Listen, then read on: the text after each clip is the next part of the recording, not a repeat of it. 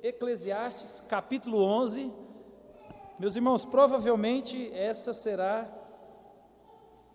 a penúltima mensagem. Então, é o sermão de número 21. Mas eu acho que dá para a gente encaixar mais uns 3 aí, hein?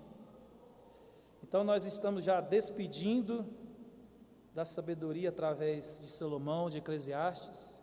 E hoje nós entramos no capítulo 11, penúltimo capítulo. Salomão encerra no capítulo 12. E nós iremos apenas nos 6 primeiros versos hoje, dos versos 1 até o verso 6, onde nós iremos meditar, pensar, refletir, e que Deus fale aos nossos corações. Eclesiastes 11, do verso 1 até o verso 6. A palavra do Senhor diz assim, Lança o teu pão sobre as águas, porque depois de muitos dias o acharás. Reparte com 7 e ainda com 8, porque não sabes que mal sobrevirá à terra. Estando as nuvens cheias, derramam aguaceiros sobre a terra, caindo a árvore para o sul ou para o norte, no lugar em que cair, aí ficará. Quem somente observa o vento nunca semeará, e o que olha para as nuvens nunca cegará.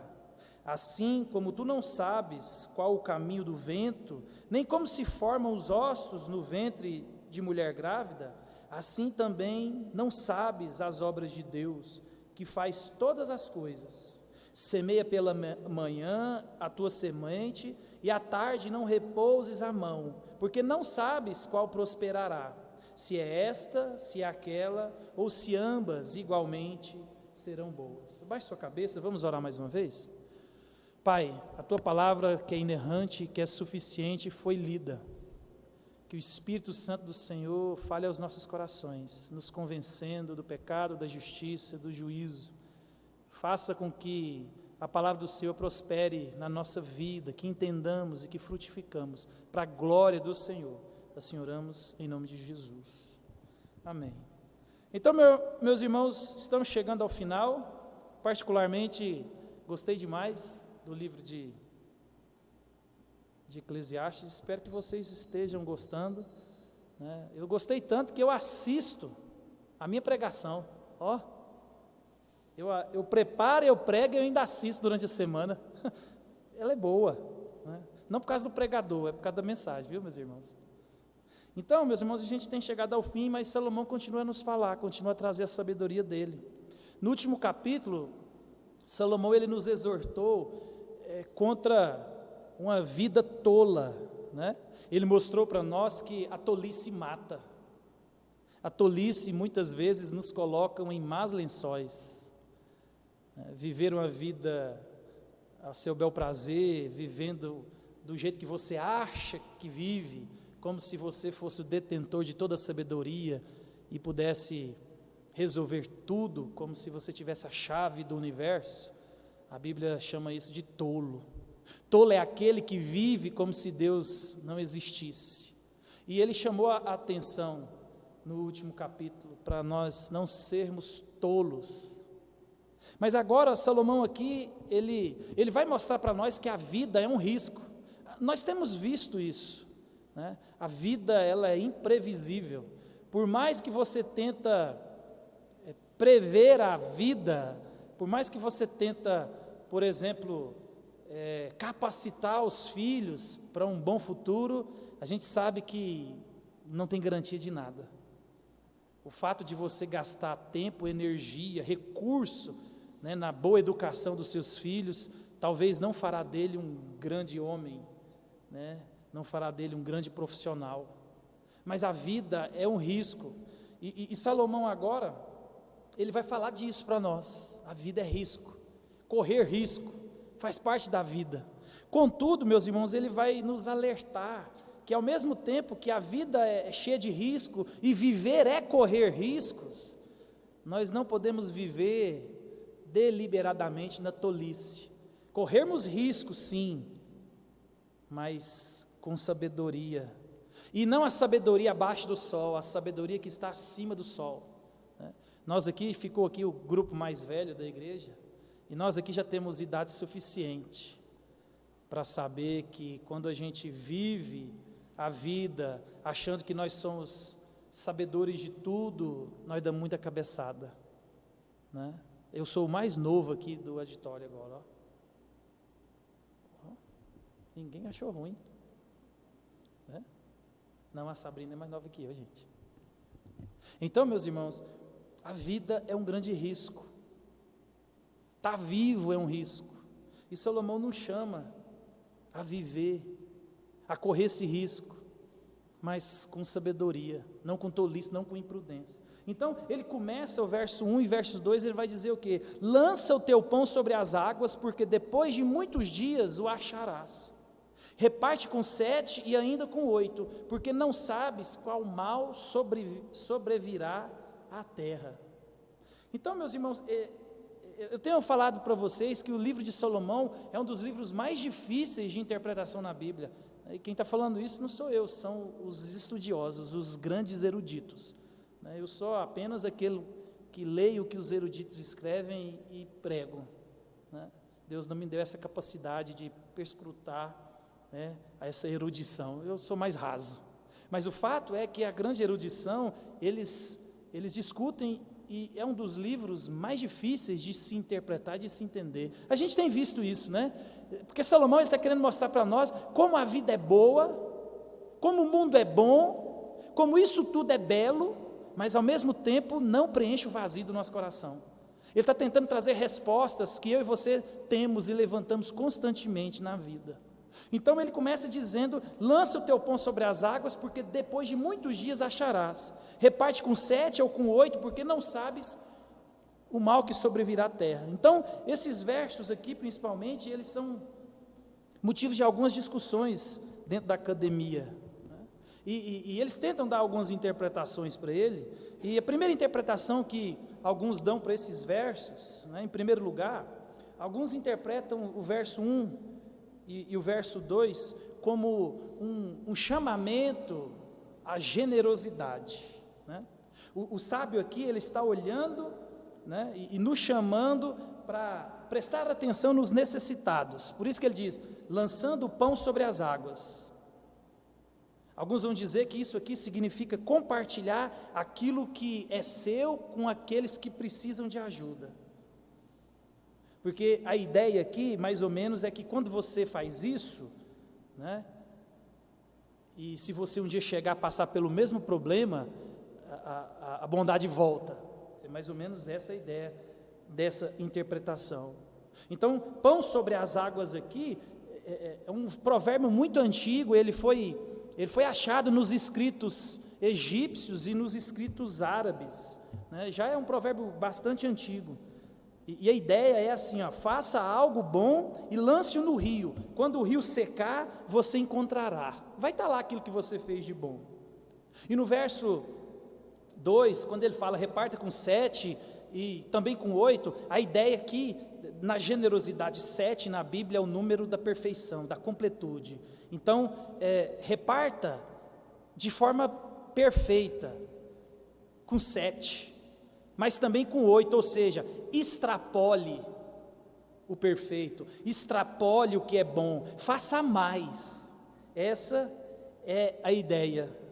A segunda maneira que alguns interpretam esse texto aqui, meus irmãos, e é um pouco ainda mais antiga do que essa, é a ideia de que eles deveriam plantar quando o alagamento estivesse acabando, quando as águas do alagamento estivessem voltando de novo, aquela lama que fica, você lança as sementes ali, aquele processo, daquele jeito ali, produziria mais. O trigo produziria mais, teria mais prosperidade quando você jogava a semente ali. A probabilidade de você colher com mais abundância era maior. Mas nós, olhando para toda a ideia do livro, principalmente no contexto anterior aqui, próximo, a interpretação mais correta que a gente entende aqui, e a mais coerente, é que Salomão, ele de fato, ele está chamando a mim e a você a correr riscos, mas não somente correr riscos, mas correr risco com prudência, com sabedoria, porque, meus irmãos, a vida debaixo do sol, ela é incerta e imprevisível, porque eu e você, nós sabemos que nem sempre nós podemos confiar nas nossas previsões. Nessa última colheita mesmo, na safrinha, muita gente preveu colher o milho, muitos não colheram. Na soja, muitos preveram vender a soja melhor do que o ano passado, Graças a Deus conseguiram vender por 100, 110, 115, o pessoal que vendeu a quase 200. Então, a vida é assim, a vida ela quebra as nossas previsões, Nem sempre o nosso planejamento ele é seguido à risca. Salomão tem mostrado isso para nós, por quê? Porque o universo está no controle de Deus, não no seu. Não tem como você prever nada, não tem como você, por mais inteligente e esforçado que seja, prever alguma coisa. Contudo, Salomão aqui, ele nos chama a correr riscos, a fazer investimentos mais, assim, aos olhos humanos, um pouco inseguros ou incertos, mas ao mesmo tempo, não fazer isso cegamente, mas com sabedoria. Por isso aqui, o lançar o pão sobre as águas é o chamado de Salomão aqui para fazer investimentos comerciais internacionais. A gente está falando de Salomão, um dos homens mais ricos que pisou na terra, um grande administrador. Imagina, Salomão, ele fez a máquina de Israel produzir. A Bíblia diz que nos tempos de Salomão, a prata não valia nada em Israel, porque tinha demais, era só ouro. O copo que eles bebiam era de ouro, aonde eles sentavam era de ouro, as espadas eram de ouro, tudo era de ouro.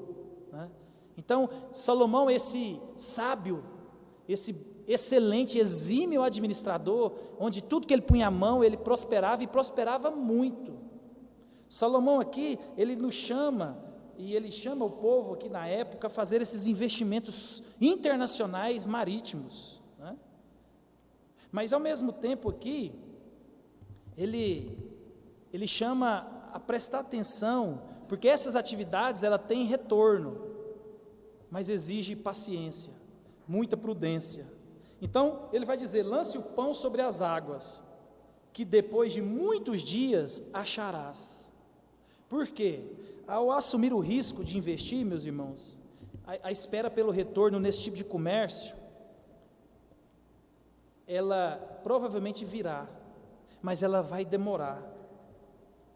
Imagina aquele contexto, olha para você ver o que diz em 1 Reis 10, diz assim, porque o rei tinha no mar uma frota de Tarsis, com as naus de Irão, de 3 em 3 anos voltavam as frotas de Tarsis, trazendo ouro, prata, marfim, búzios e pavões. O sábio aqui, meus irmãos, o sábio comerciante, ele assume os riscos de que entregar os seus produtos ao tempo e aos perigos de naufrágio, de piratas, de roubo.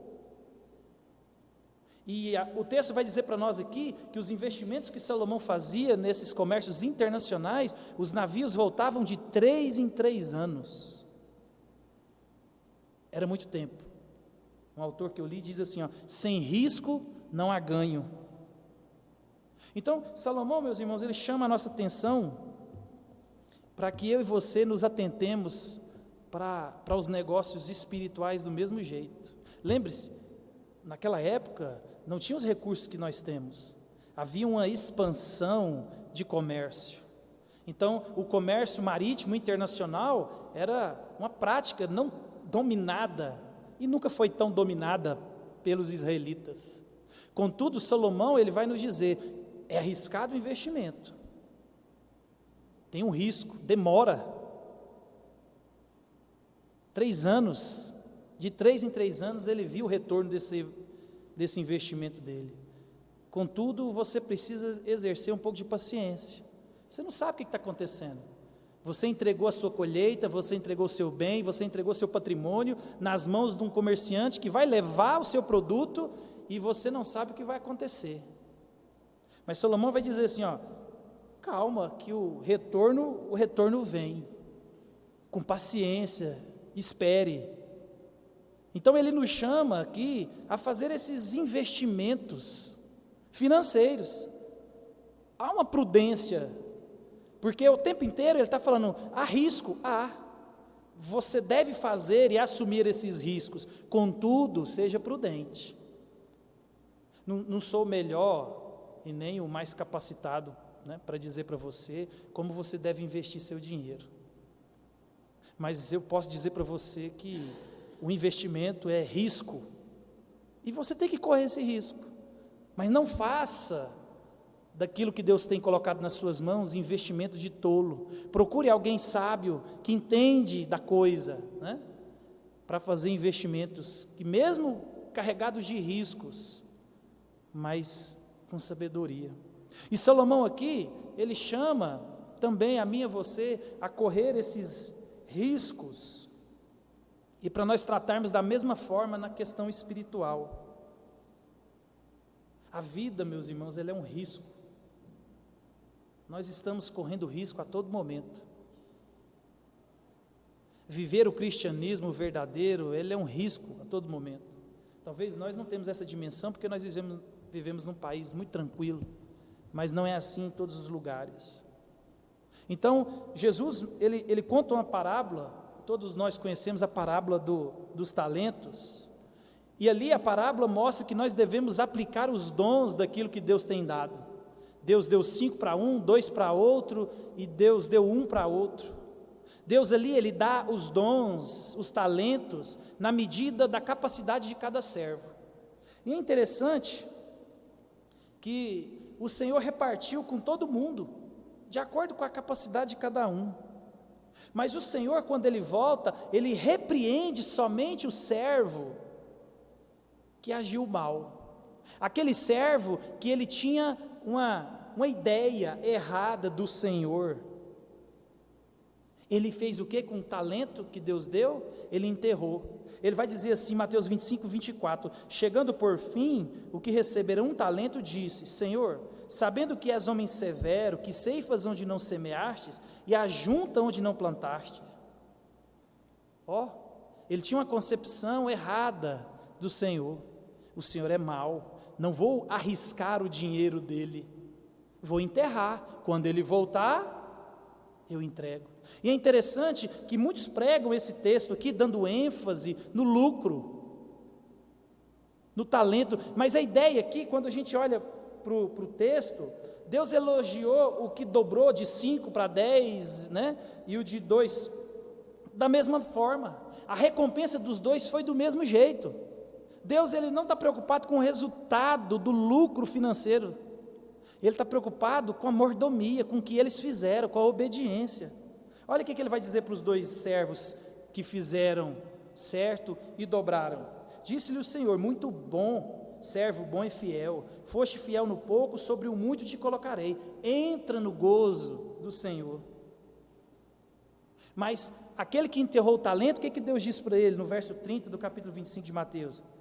E o servo inútil, lançai para fora nas trevas, ali haverá choro e ranger de dentes. Observa, se tratando aqui de investimentos espirituais, os dons, os talentos, aquilo que Deus tem colocado na sua mão, quando você não usa, a imagem aqui é de Deus levando para o céu e jogando no inferno.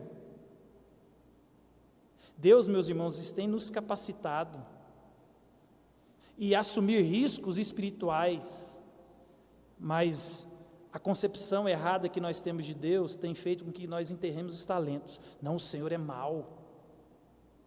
Quando eu e você não conhecemos o Deus ao qual nós servimos, nós recorremos a coisas que não é o próprio Deus, e aí nós agimos de maneira que desagrada a Deus, e depois não adianta você chorar pelo leite derramado, porque quando o servo vai apresentar o relatório, ele achou, estou tranquilo, do jeito que foi me entregue eu devolvo, e Deus fala, mal, muito mal. Era melhor você ter colocado no banco, pelo menos eu pegava um juro. Agora, você sabendo quem eu era, você não fez nada, enterrou. Ali haverá choro e ranger de dente, aonde o Senhor coloca ele. Então, meus irmãos, Deus nos chama a ser investidores no reino, usando aquilo que Deus nos deu. Como é que você tem usado aquilo que Deus tem te dado? Como é que você tem usado aquilo que Deus tem colocado nas suas mãos? Porque Deus te deu tempo, Deus te deu dinheiro, Deus te deu habilidade, e eu tenho certeza que o tempo do Elon Musk, do Bill Gates, que são atarefadíssimos, né, do presidente da República, eu tenho certeza que o 24 horas dele é igual ao seu. Como que você tem feito, administrado o tempo que Deus tem te dado? Faça uma retrospectiva da sua vida, de janeiro até agora, o tempo que Deus te dá, de 24 horas, qual é o tempo que você gastou orando e lendo a Bíblia? Depois você faz essa conta na sua casa, vê quantas horas tem, de janeiro até agora, e faz ali, quanto que você acha de tempo que você gastou na mordomia do Senhor, com o tempo que Deus tem te dado, com o dinheiro que Deus tem te dado, com os dons e habilidades que Deus tem te dado. Lembre-se, meus irmãos, os dons, eles são diversos, e eles são dados à igreja, porque Deus dá um e o outro, para que nós completamos. Lembra, nós somos o corpo, um é o braço, um é o dedo, um é a perna, Cristo é o cabeça, e os membros formam um corpo. Deus tem te dado talentos, Deus tem te dado dons, você sabe fazer muita coisa que é extremamente útil no reino de Deus, e o que você tem feito com isso? Talvez você tenha jogado na culpa do tempo. Eu não tenho tempo, pastor. Não, pastor, vai dar certo uma hora. No verso 2 ele vai dizer assim, reparta com 7 ou com 8, porque você não sabe o que sobrevirá à terra.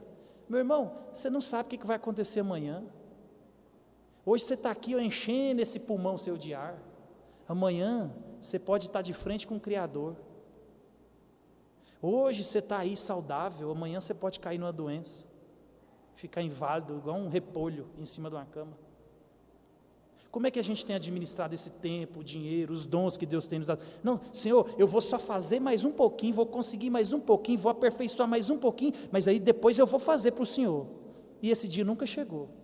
E você já está com quase 40, com quase 50, e você está buscando meios de servir ao Senhor, mas algumas coisas estão na frente. Meus irmãos, experimentar mais de Deus é exercitar a musculatura da fé. Salomão aqui, Deus através de Salomão nos chama a assumir riscos espirituais. A gente falou sobre temor de homens. Deus nos chama para cumprir uma tarefa maior do que a minha e você.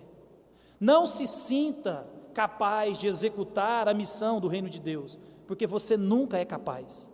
A missão é maior do que você. Deus nos chama a fazer uma coisa maior do que nós. O reino de Deus é maior do que nós. O investimento, a mordomia é muito maior do que eu e você somos capazes de fazer, porque Deus faz isso para que eu e você dependamos dEle, não de nós mesmos. Não espere você ter dinheiro, não espere você ter tempo, não espere você ter habilidades para servir ao Senhor, porque você nunca terá o suficiente.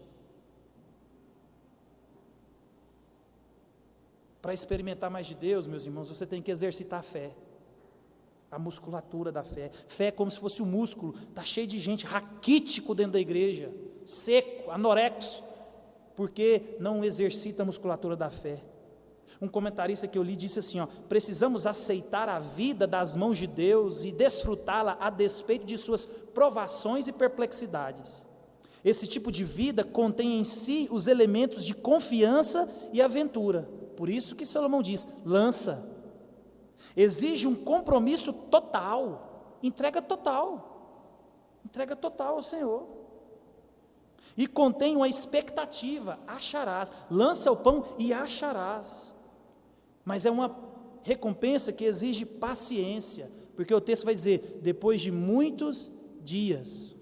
O problema é que a gente está com um problema no casamento hoje, você quer que alguém ore, você não tem nem a iniciativa de orar, alguém tem que orar por você. Aí você quer que quando a pessoa saia, o problema está resolvido.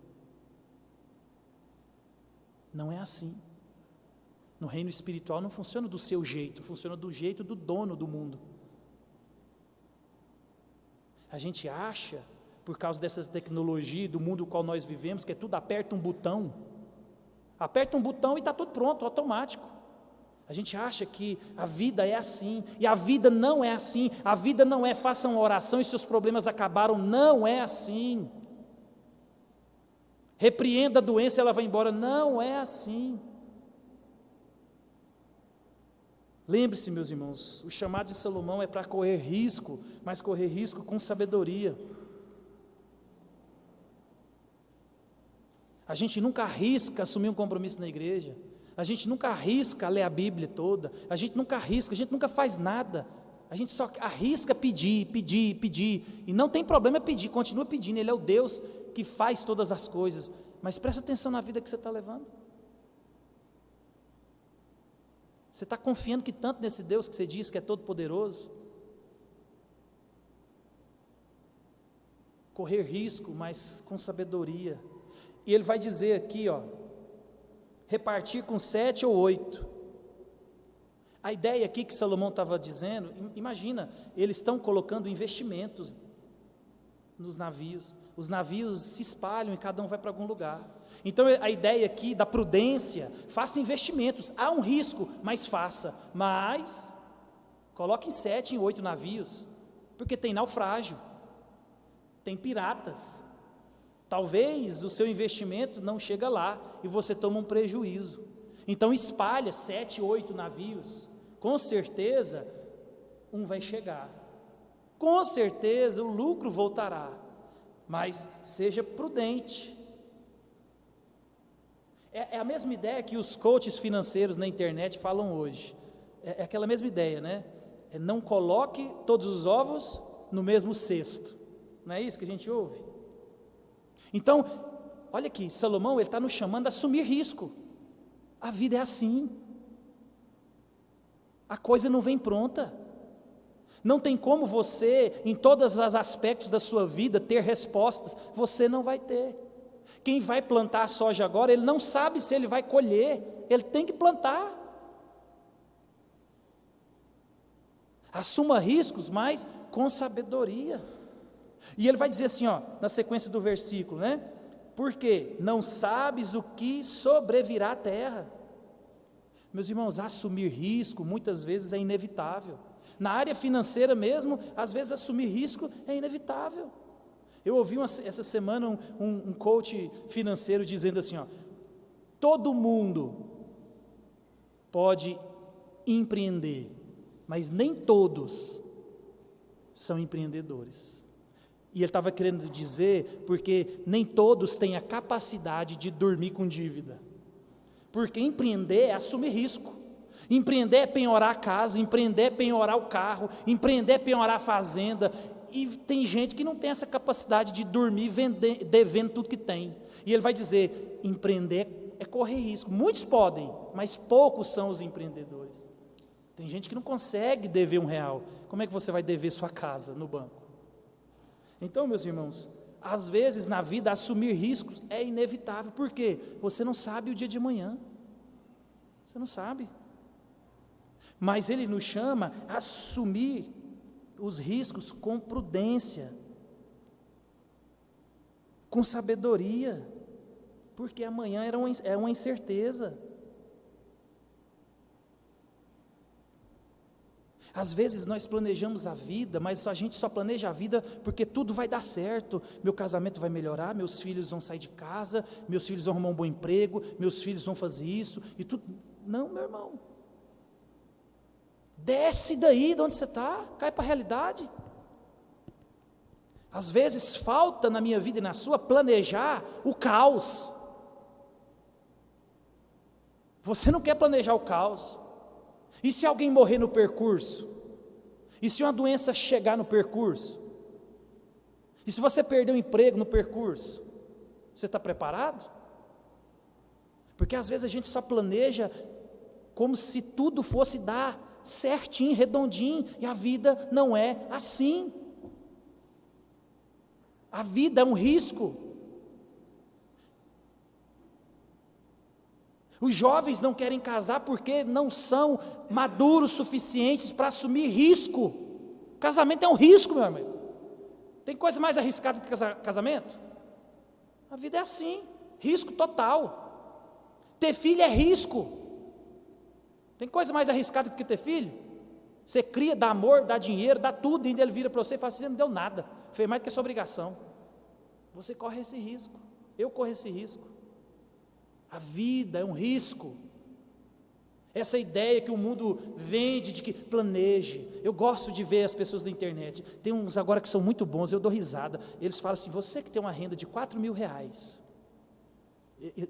Eu gosto, né? Porque é meu salário, né? Eu falo, eu quero aprender com ele, né? Aí ele fala assim: ó, você pega 10% faz isso, você pega 30% faz isso, 40% faz aquilo. Eu falo, nossa. Eu falei, onde ele vive? Ele tem que trazer para a Luca do Rio Verde.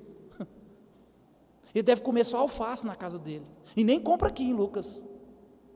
Porque assim, eles colocam a vida e planejam como se fosse assim, muito tranquilo. Assim. Aí você vai ver, os experts, eles moram com o pai. Não tem um passarinho para dar água. Tudo que eles ganham é para ele. E aí eles não saem de casa e te chamam a assumir risco, mas eles mesmos não assumem, não. E dentro da igreja está cheio de gente nas igrejas, aí de casais de jovens, casando tarde, porque não quer assumir o risco. Quer ter a vida que os pais têm. Meu irmão, você só vai ter a vida que seu pai tem quando você tiver a idade do seu pai. Salvo algumas exceções. A gente é pobre. Não tem como você ter coisas que seu pai demorou 30, 40 anos para construir. Existem exceções, mas na regra não é assim que funciona. A vida, meus irmãos, é assumir risco. Salomão fala, assuma riscos, mas com sabedoria. Casamento é um risco, assuma com sabedoria. Case com quem Deus falou que é para casar. Deus deu a dica. Tenha filhos, encha a terra. Gente com medo de ter filho, que é pai de pet, misericórdia. Não. E eu vou falar um negócio para você, é mais difícil ser pai de pet. E é mais caro. Ninguém acredita, né? É mais caro ser pai de pet. Menino come arroz, pet não come arroz. Tem pet que a ação dele é R$60 o quilo. Então, meus irmãos, assumir risco. E do mesmo jeito que nas questões financeiras, Salomão fala, assuma riscos. Na vida espiritual, nós também temos que assumir riscos. Enquanto o mercado financeiro e no comércio é sábio investir, né, em mais de uma frente, é o que eles dizem, né? Não colocam os ovos numa cesta só. A sabedoria de Deus para o mercado espiritual é totalmente o oposto. Não fique depositando a sua fé em qualquer lugar. Não fique buscando profetas, não fique buscando coisas fora das escrituras. Não. A sabedoria de Deus, ela vai dizer para mim e para você que é espiritualmente sábio investir só e somente só em Cristo Jesus, no reino dele. Lá é o único lugar que é sábio investir. Lá você investe tudo que você tem. Você não divide o investimento, é tudo no reino de Deus. Não seja, meu irmão, como o servo da parábola, que acumulou só para ele. Ele falou, o quê? Vou acumular aqui para mim não perder minha vida, para mim não me dar mal, vou aqui, vou guardar tudinho, quando ele voltar eu devolvo. Egoísmo, é o que o Danilo falou, só pensou nele. E muitas vezes a gente faz isso, a gente só pensa em nós mesmos. Mas espiritualmente o Senhor nos chama, meus irmãos, a investir no reino de Deus. Por isso que Jesus disse assim, buscai primeiro o reino de Deus. O investimento em primeiro é no reino, não é nas suas coisas, não é no trabalho, não é na família, não é nos filhos, é no reino, em Deus. A prioridade é Deus. E por isso ele falou claro assim, depois eu cuido das coisas de vocês, cuide das minhas, que das suas eu cuido. Mas nós invertemos a pirâmide. Aí depois a gente sofre de ansiedade, Por quê? Porque você está querendo ganhar na força do seu braço. Você quer estourar a parede no peito. Deus falou, descansa, eu vou fazer, busca o reino, fortaleça a fé, cresça espiritualmente, leia a Bíblia, ore, leia a Bíblia e repita esse processo até você chegar no céu. Mas não, pastor, porque eu tenho que trabalhar, e teve a oportunidade de eu dobrar, eu vou dobrar, porque senão eu não como. Não, meu irmão, busque o reino, senão você não come. Coma o pão da vida. Essa é a sabedoria que Deus traz para nós aqui. Busque primeiro o reino, busque as coisas do alto, onde Cristo vive. E Salomão aqui, meus irmãos, eles prosseguem nos exortando que nós devemos assumir o risco com sabedoria, e ele segue nos versos 3 e 4, ele diz assim, estando as nuvens cheias, derramam aguaceiros sobre a terra, caindo a árvore para o sul ou para o norte, no lugar em que cair, aí ficará. Quem somente observa o vento nunca semeará, e o que olha para as nuvens nunca cegará. Meus irmãos, aprenda uma coisa, na vida é assim, e espiritualmente também é assim. É preciso eu e você agir, mesmo que as condições não sejam as melhores. Salomão aqui usa a imagem do fazendeiro, que espera as melhores condições, tanto para plantar quanto para colher. E é interessante que no mundo dos negócios, você pode perguntar para a Tata que é bancária, né? Todo mundo fala, na internet está cheio de especialistas dizendo, momento de crise é o melhor momento para crescer. Se tem crise, a gente cresce. Tem muita gente ficando milionário na crise. É assim que a gente ouve. E essa, meus irmãos, é a ideia aqui. Por quê? Porque nem sempre a condição aparente traz certeza de sucesso. O fazendeiro que olha demais para o tempo, ele não planta e nem colhe. E eu e você, nós sabemos que chuva em excesso ou chuva em escassez é um problema para a agricultura. É um problema. E ele está dizendo aqui, se você ficar olhando demais para o céu, você nem colhe nem joga semente na terra. Tem hora que você tem que arriscar, por quê? Você controla as nuvens? Você controla o tempo? Não. Você não controla nada. Você não controla nada. Nós somos chamados, meus irmãos, a fazer isso. Somos chamados a arriscar, mesmo que os tempos não sejam dos mais favoráveis. Mesmo que ele seja desfavorável, invista, arrisque. Um autor que eu li, ele disse que nós facilmente confundimos prudência com incredulidade. Nós escondemos na capa da prudência. Eu tenho um pouco disso. Eu, estudando isso, eu descobri. Eu vim do quartel, fiquei um tempo no quartel. No quartel a gente tinha um ditado assim, melhor errar por excesso do que por falta. Seja mais prudente. Melhor você errou porque você demorou a chegar do que você foi afoito. E às vezes a gente esconde os nossos pecados e a gente deixa de fazer dizendo que é prudência, mas na verdade é incredulidade. É porque a gente não confia que tem que fazer, que tem que arriscar. Aí a gente, é o avarento que deixa de dar, escondendo atrás da prudência também. Não, eu estou aqui juntando porque é prudente. É a mesma coisa. Veja como que é simples a gente cair em pecado, em coisas que não são pecados. Mas o fato, meus irmãos, é que eu e você devemos arriscar. Porque nós vivemos debaixo do sol, num mundo quebrado e totalmente afetado pelo pecado. Quem disse para você que as condições serão favoráveis? Sempre. Na verdade, é uma exceção ser favorável sempre. A regra é que a gente mexe com pessoas. Se tem gente, tem problema. Se tem gente, tem problema. A maioria das vezes, por causa do pecado, o clima é desfavorável.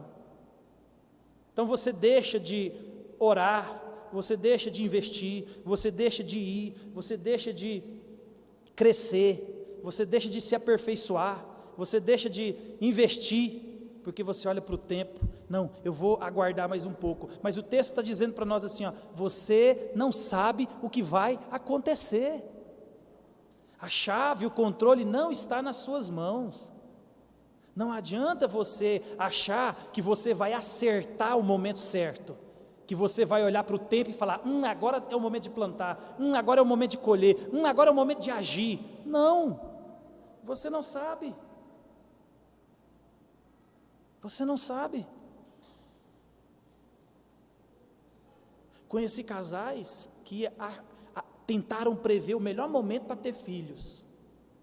E quando eles falaram assim, esse é o melhor momento, eles descobriram que não podia ter filho. E aí, como demorou demais, aí o tratamento, né, para ter filhos é pior, né? A biologia da mulher foi feita para parir muito. E dos 16 para cima, ali até os 25, ali a máquina funciona que é uma beleza. Depois ela vai, né? Mas fala, não, a gente controla a vida. Não, meu irmão, você não controla. Ainda bem que o pessoal juntou recurso e gastou mais de 200, 300 mil tentando comprar um menino. Por quê? Porque lá atrás era um risco muito grande. Mas agora, quando veio a vontade de ter filhos, o que aconteceu? Vendeu o que tinha e o que não tinha. Aí arriscou. Se tivesse tentado lá atrás, tinha descoberto com antecedência, talvez teria sido diferente. Mas não, meus irmãos. Por isso que a sabedoria faça hoje, estuda hoje, aperfeiçoe hoje, tire os seus projetos do papel hoje. Está cheio de sonho morto na sua gaveta, porque você está esperando condições melhores, você está esperando um tempo melhor. Não, arrisque, a vida é assim. Quem arrisca, não petisca, já se dizia o ditado. Meus irmãos, a coisa é séria. Nem sempre você desfrutará das melhores condições para que as coisas ocorram do seu jeito. Na verdade, na maioria delas, não vai ser do jeito que você planejou. Por isso que ele vai dizer, arrisque, mas com sabedoria. E isso também funciona no reino de Deus, e é isso que ele está querendo trazer para nós. Porque nós não vamos investir nos navios.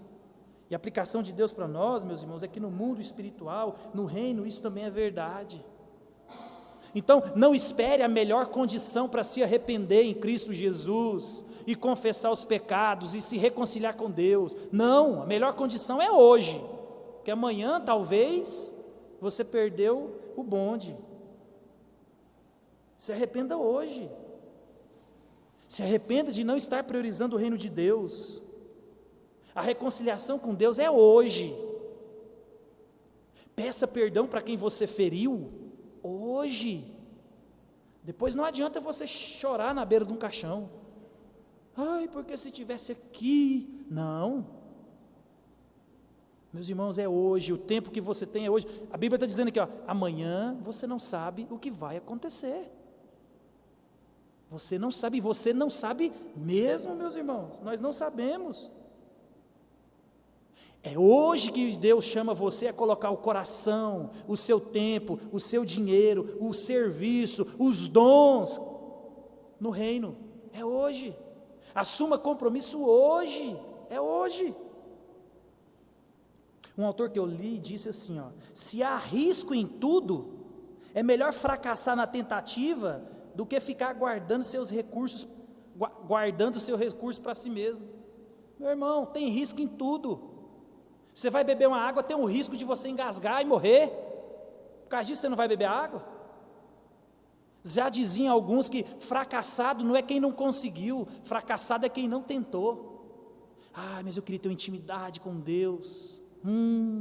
Eu vejo aqueles homens da fé, galeria de Hebreus 11. Ah, como eu queria ser igual a Abraão, como eu queria ser igual a dona menina lá que eu conheci, como eu queria ser igual ao seu Zé, ou outros exemplos que a gente conhece, que tem uma piedade. Quantas vezes você investiu tempo orando, e lendo, e orando, e conhecendo a Deus? Não, a gente guarda o dinheiro que Deus tem dado só para nós. Você tem tanta coisa para fazer com esse dinheiro, se você tivesse 10 vidas, não pagava o que você tem que fazer. O tempo que você tem, se Deus dobrasse, colocasse 72 horas, um dia só, você ainda conseguia deixar a coisa sem fazer. Os dons que você tem, você só usa para você não usa para o reino. É hoje, meus irmãos. Outro autor que eu li, ele diz sabiamente assim, se tratando da obra do reino de Deus, sempre deveríamos ser investidores, disponíveis e assumir riscos para a glória de Deus. No reino de Deus não existe investimento perdido, meu irmão. E Salomão, ele prossegue nos lembrando quem nós somos debaixo do sol. Ele vai mostrar para nós aqui que nós somos criaturas totalmente limitadas diante daquele que está acima do sol. Observe o verso 5, o que ele diz: assim como tu não sabes qual o caminho do vento, nem como se formam os ossos no ventre da mulher grávida, assim também não sabes as obras de Deus, que fazes todas as coisas. Meus irmãos, Salomão aqui, ele faz duas afirmações nesse verso aqui. Só nesse verso aqui ele faz duas afirmações que é a chave dos versos 1 até o 6 todinho aqui. E ele faz mais outra afirmação no verso 4 e no verso 6. E a afirmação é: tu não sabes. Lá atrás no capítulo 3 ele vai dizer assim, há tempo de nascer e há tempo de morrer, há tempo disso, há tempo daquilo, porque o Salomão ele está mostrando que o tempo está na mão de quem? De Deus e não na sua. A gente passou por isso. Salomão está falando aqui, você não sabe. Aí ele fala de novo, você não sabe. E só nesse verso 5 aqui, ele fala duas vezes, você não sabe. Não sabe as obras de Deus. Você não conhece o que Deus está fazendo no universo. Você é apenas uma partícula do todo que Deus está fazendo. Você não sabe. Deus, meus irmãos, Ele faz todas as coisas. E é interessante que Salomão aqui, ele usa um exemplo que embora toda a tecnologia e ciência que nós temos aqui, nós ainda não possuímos as respostas. Como se dá a vida no ventre? Salomão aqui, meus irmãos, ele está mostrando para nós aqui que a vida é um constante correr risco. Por quê? Porque nós não sabemos de nada. Você não sabe de nada. Salomão aqui, ele olha para como é gerada a vida dentro do ventre, como se forma uma criança, um ser, como se dá a vida, você sabe responder? Meus irmãos, hoje nós sabemos muito mais do que Salomão, com relação ao que acontece no ventre, só que a informação que nós temos hoje só nos deixou mais espantado, e não respondeu a nossa pergunta. Nós ainda continuamos sem a resposta. Como surge a vida dentro do ventre? Salomão está mostrando para mim e para você que eu e você não sabemos de nada das coisas que Deus faz. Ele está sentado na sala do trono do universo, não é você. Ele está mostrando para nós aqui que a vida é um constante correr risco. E nós não sabemos o que vai acontecer amanhã. Não queira saber o que vai acontecer na sua vida.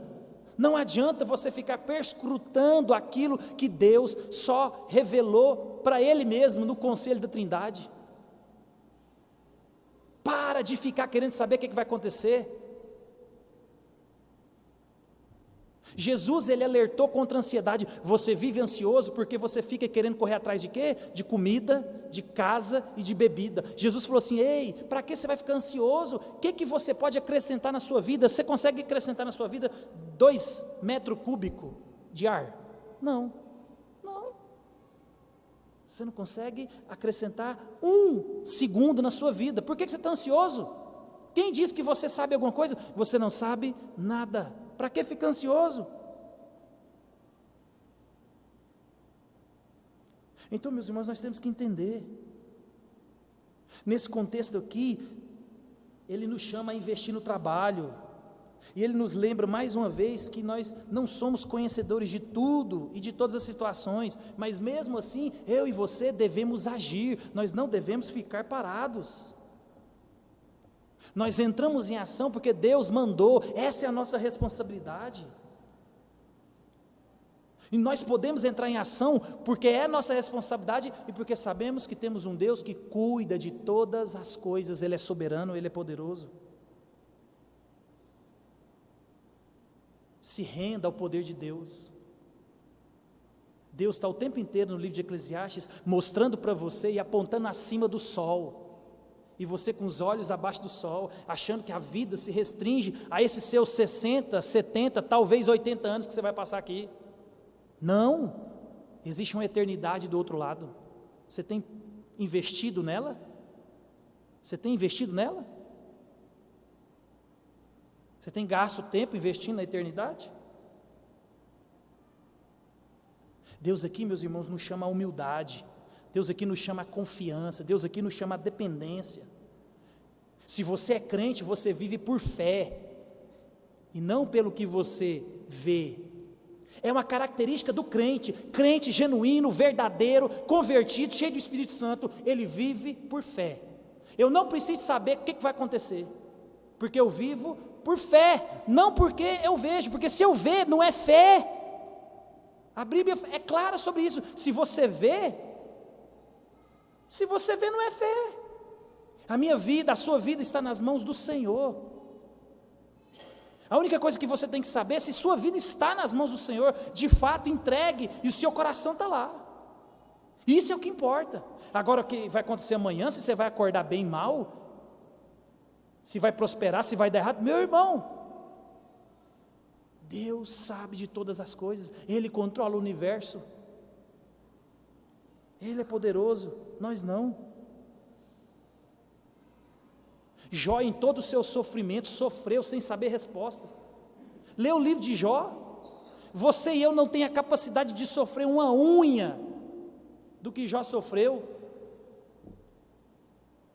E você atrás de respostas? A gente tem que tomar vergonha na cara, meus irmãos. A resposta está aqui, ó. Sede santos porque eu sou santo. A gente viu quinta-feira. Qual que é a vontade de Deus para a minha vida e para a sua? Qual que é a vontade de Deus que a gente viu quinta-feira? Santidade, separação do mundo, viver na contramão do mundo, essa é a vontade de Deus para a sua vida. Jó, ele tenta achar respostas, ele não encontra. Aí, lá no capítulo 38, é um dos versos mais bonitos que eu acho da Bíblia. Lá no capítulo 38, Deus resolve responder para Jó. E lá no capítulo 38, no verso 4, Deus fala assim para Jó: onde estava tu quando eu lançava os fundamentos da terra? Onde você estava, Jó? Quando eu estava construindo esse negócio aqui, cadê você? Quem é você, Jó, para questionar o que eu estou fazendo aí embaixo? Eu sou Deus. Onde você estava, Jó? Deus fala assim: diz para mim, se você tem entendimento. No verso 5 do capítulo 38, quem lhe pôs as medidas, se é que sabes, ou que estendeu sobre ela o cordel? Verso 6, sobre que estão fundadas as suas bases, ou que lhes assentou a pedra angular? Quem é você, Jó? Quem somos nós para questionar o que Deus faz, o que deixa de fazer? Nós vivemos por fé, na dependência dEle. Nós cantamos aqui umas 3 músicas aqui que tem tudo a ver com o que nós estamos meditando aqui. E na vida prática, como é que tem sido isso, meus irmãos?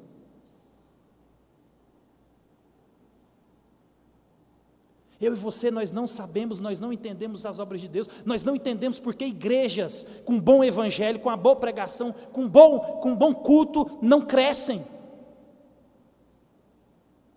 E igrejas cheias de gente, cheia de demônio, no púlpito, embaixo do púlpito, e igrejas estão supitando de gente.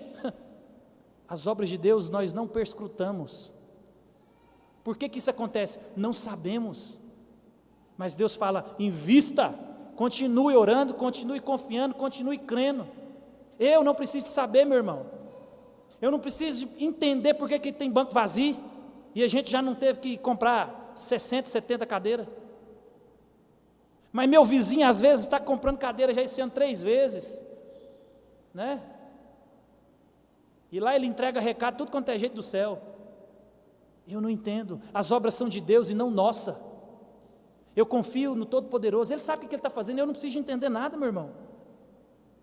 Deus nos chama para trabalhar, mas Ele nos lembra de que não entendemos tudo e que caímos, e que caminhos estranhos também virão na nossa vida. Isso é normal na nossa vida. Nem tudo é asfaltado e sinalizado. A gente vai pegar estrada de chão buracada na vida. Na verdade, a gente vai pegar mais estrada de chão esburacada. Assuma riscos, meus irmãos. Faça investimentos sábios. E o investimento mais sábio é no reino de Deus. Ore mais. Jejue. Busque o Senhor. E no verso 6, ele vai encerrar o pensamento dele, ele vai dizer assim, ó: semei pela manhã a tua semente, e à tarde não repouses a mão, porque não sabes qual prosperará, se é esta ou se é aquela, ou se ambas igualmente serão boas. Meus irmãos, Salomão diz que você e eu não sabemos de nada, mas ao mesmo tempo que nós não sabemos de nada, nós não podemos prever nada. Salomão está chamando nós aqui a trabalharmos o tempo todo, sempre. Trabalhe, invista, arrisque. Devemos fazer investimentos, mas com prudência e sabedoria o tempo inteiro. Por quê? O texto vai dizer assim: você não sabe qual vai prosperar, então faça, invista. Mas tem um investimento que eu e você devemos fazer, meus irmãos, que esse lucro, de fato, ele é real, ele é verdadeiro e ele é certo, que é o serviço do Senhor, que é fazer para o Senhor. É isso que nós temos que entender. Coríntios vai dizer para nós, Paulo: portanto, meus amados irmãos, sede firmes, inabaláveis e sempre abundantes, aonde? Na obra do Senhor, sabendo que no Senhor a nossa obra não é em vão. A única garantia que eu e você temos na terra é que fazer pelo reino, para o reino, é lucro de verdade, mas é a única coisa que nós não fazemos. A única verdade que nós temos é: invista, creia e faça pelo reino, mas é a primeira coisa que nós corremos de fazer. Semeie, meu irmão, a palavra de Deus. A Bíblia vai dizer para nós que a promessa, isso é promessa. O pessoal gosta de promessa? Promessa é essa: a minha palavra não volta vazia. Semeie a palavra, invista, arrisque. Ah, mas eu vou lá falar do Evangelho, o cara vai brigar comigo. Arrisca. A promessa de Deus é que a palavra dele, que foi designada, proclamada, não volta vazia. Ela vai cumprir todos os desígnios de Deus. Há poder na palavra de Deus. Creia nisso. Na galeria da fé de Hebreus está escrito lá: todos eles morreram sem ver a promessa. Todos. E aí tem um cantor que canta: não morrerei enquanto as promessas do Senhor não cumprir na minha vida. Aonde que está escrito isso na Bíblia? Hebreus 11 vai dizer que todos os da galeria da fé morreram sem as promessas, porque eles contemplaram espiritualmente as promessas. E eu e você estamos querendo as bênçãos aqui na terra, né? Não, meu irmão, a gente precisa crescer, a gente precisa de entender. Paulo vai dizer para nós em Gálatas: não cansemos de fazer o bem, porque a seu tempo ceifaremos e não desfalecemos. Faça, invista no reino tem vitória garantida, no reino tem lucro certo, é no reino. Faça pelo Senhor, para o Senhor e no Senhor, pregue a palavra sem medo. Melhor investimento que eu e você iremos fazer, mesmo que em muitos lugares seja arriscado perder o pescoço, mas é no reino de Deus. Então invista no reino de Deus, leia a palavra de Deus. Cristo Jesus, meus irmãos, é tudo que eu e você temos. E eu vou encerrar contando uma história para vocês, para ilustrar que às vezes a gente não entende como Deus faz. Por isso que Ele nos chama a trabalhar, a fazer, porque o resultado talvez você não veja, mas Deus sabe o que Ele está fazendo. Hicken, um comentarista que eu estava lendo, ele conta a história de um senhor chamado Luke Short. Esse senhor, ele com 103 anos de idade, ele estava sentado e pensativo.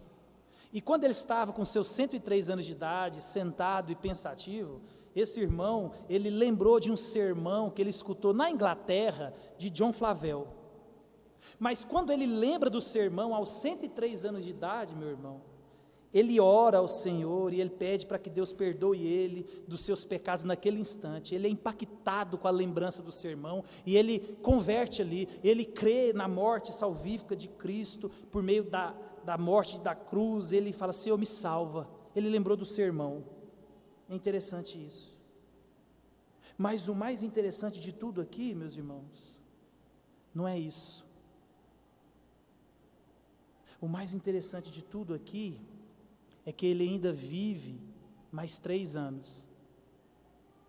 E tem uma coisa que ele escreve na lápide dele: aqui jaz um bebê na graça, de 3 anos de idade, que morreu segundo a natureza aos 106 anos de idade.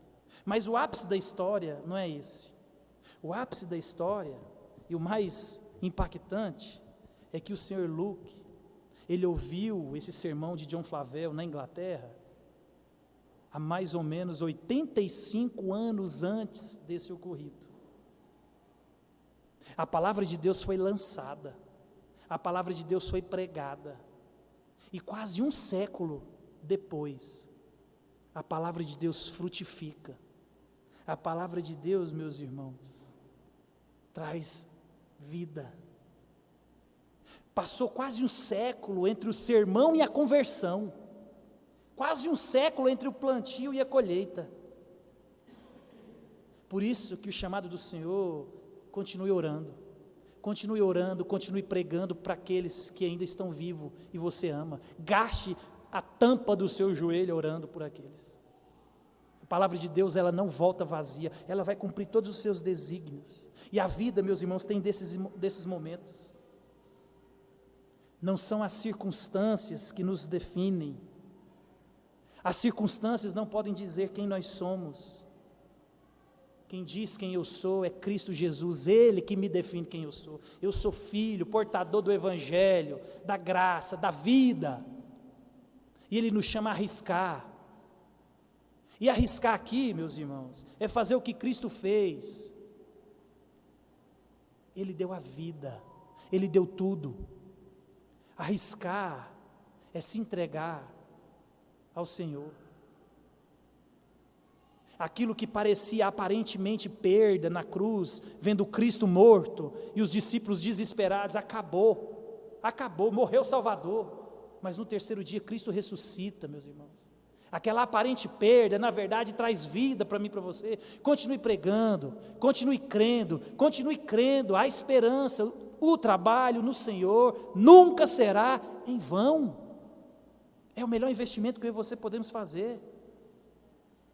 Lance o pão sobre as águas. Um dia, nessa vida ou na próxima, você verá o quanto resultou. E talvez você vai encontrar com muitos daqueles que você investiu tempo pregando e orando lá no céu.